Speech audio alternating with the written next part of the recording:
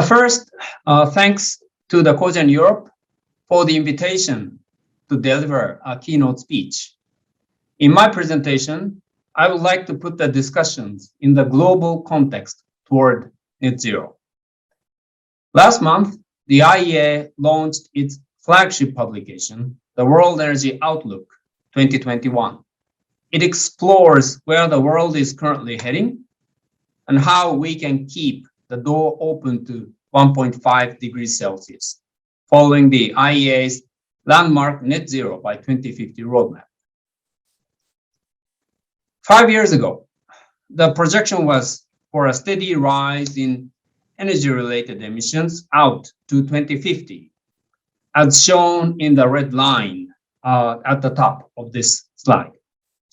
Since the Paris Agreement in 2015, new policies, technology cost reductions, and the pandemic have pulled the projected emissions curve down to the bottom of the blue zone in the slide.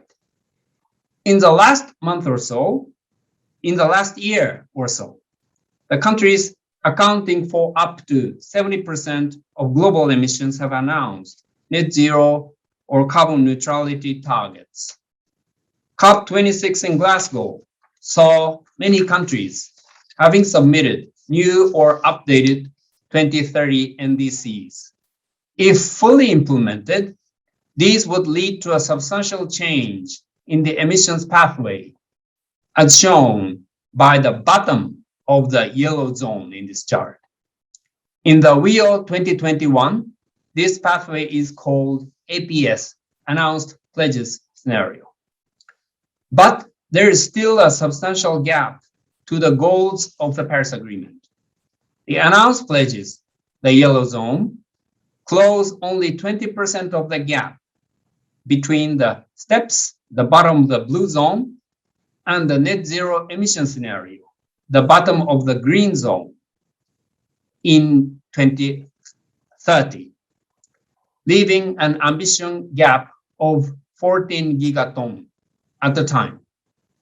So announced pledges will move energy markets, but there is still a real risk that the delayed action will put the global net zero emissions by 2050 out of reach.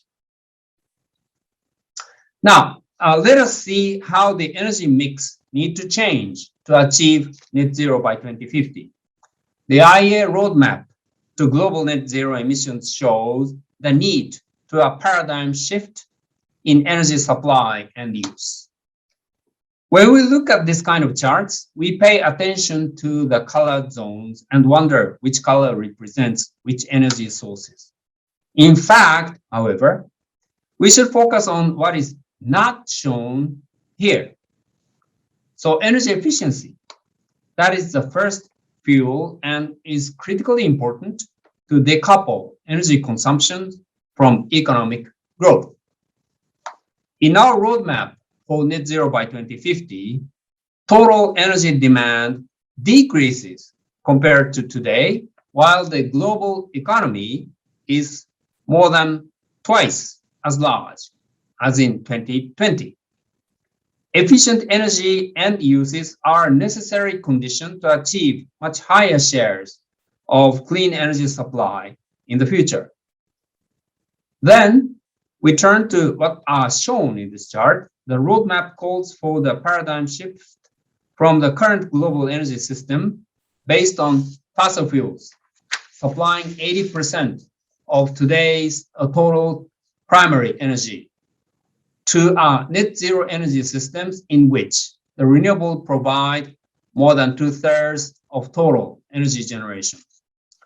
So there is a massive increase of electricity end uses, and electricity demand almost triples by 2050. 90% of this 90% of this electricity demand is supplied by renewables. And solar and wind becomes the largest energy sources in the world. And the rest of the energy demand is supplied by nuclear and fossil fuels with CCUS. Immediate action is a must to reduce greenhouse gas emissions and in achieving net zero. Many countries around the world is setting not only the goal for 2050, 60, or 70, but also for the short-term reduction targets for 2030.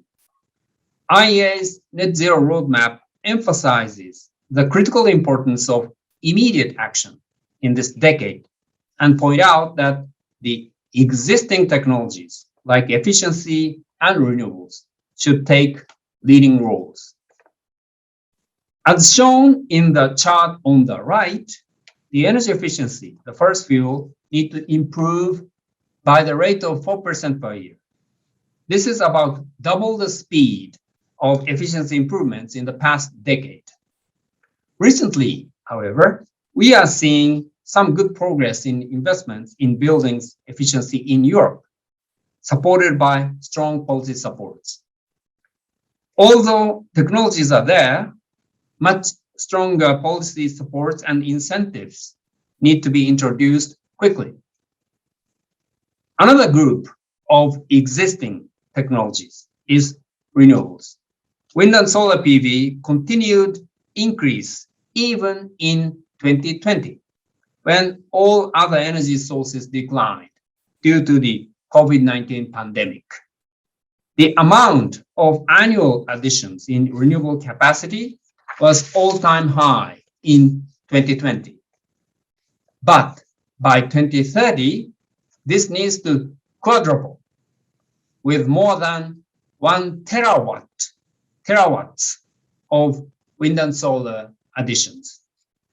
IEA is now working on the Renewable Market Report 2021, which forecasts strong growth in wind and solar PV toward 2026, and this will be released in a few weeks' time.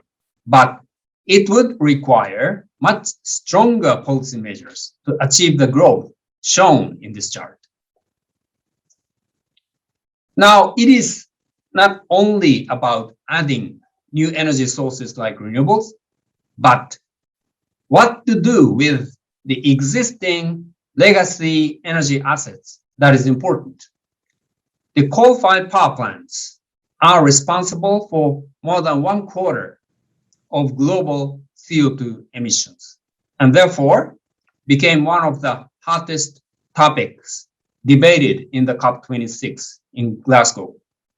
The final agreement in the COP26 includes a call to phase down unabated coal power. Net zero by 2050 scenario assumes the phase out of unabated coal, including coal-fired combined heat and power CHP plants. In 2020, coal CHP capacity was over 500 gigawatt and produced over 2,600 terawatt hours of electricity, and that's 10% of world total, and 6,000 petajoule of heat sold commercially. As the slide shows, coal-fired power generation need to go down the steep slope toward the 2050. All unabated coal-fired power generation need to be phased out completely by 2040 globally, including cogeneration. And remaining coal must be equipped with CCUS or burn low carbon fuels like ammonia.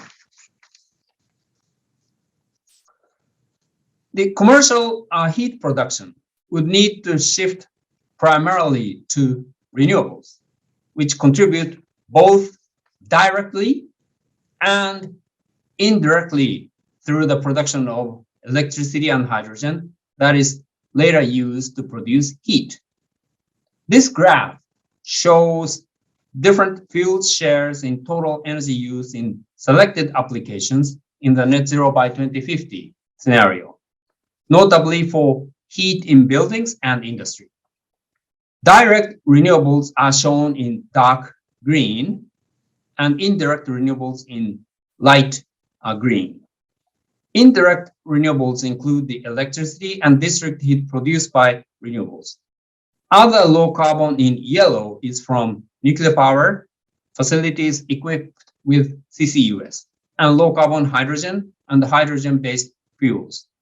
Low carbon hydrogen is partly produced from renewables. In buildings, renewables total share increases from just around 12% today to more than 80% in 2050. The share of direct renewable heat quadruples to more than 40% by 2050. About 3/4 of the increase is in the form of solar thermal and geothermal. Deep retrofits and energy-related building codes are paired with renewables whenever possible. Another almost 40% indirect in light green comes from the use of heat pumps, tying in with the fully decarbonized electricity supply. 90% from renewables in 2050. In industry, bioenergy is the most important direct renewable energy source for low and medium temperature needs in the net zero world. Bioenergy, solar thermal, and geothermal together provide about 40% of industry heat demand in 2050. The indirect use of renewable energy via electricity adds more than 15% to the contribution that renewables make to total industry energy use in 2050. In industry, the contribution of low carbon hydrogen and hydrogen-derived fuels is also significant. And more than 60% of that are produced from low carbon electricity through electrolysis. So, ladies and gentlemen, these are the changes in electricity and heat generation required in the net zero by 2050 scenario in the World Energy Outlook 2021. We saw good progress at COP26, but a lot more needs to be done going forward. The cogeneration is contributing to the energy system through efficient production and delivery of electricity and heat. Its contribution includes more security in electricity supply. But the needs of the energy systems are changing. Moving to net zero means that cogeneration systems will need to switch to low carbon fuels, which they are well positioned to use efficiently. The cogeneration systems of tomorrow could offer greater value as flexible energy resources to complement the expected great influx of wind and solar PV. Cogeneration resources have demonstrated that they have the flexibility to absorb the surplus electricity as heat, and when necessary, increase their output when variable renewable supply is lower. Such flexibility from cogeneration will help secure the energy systems of the future. Thank you for your attention.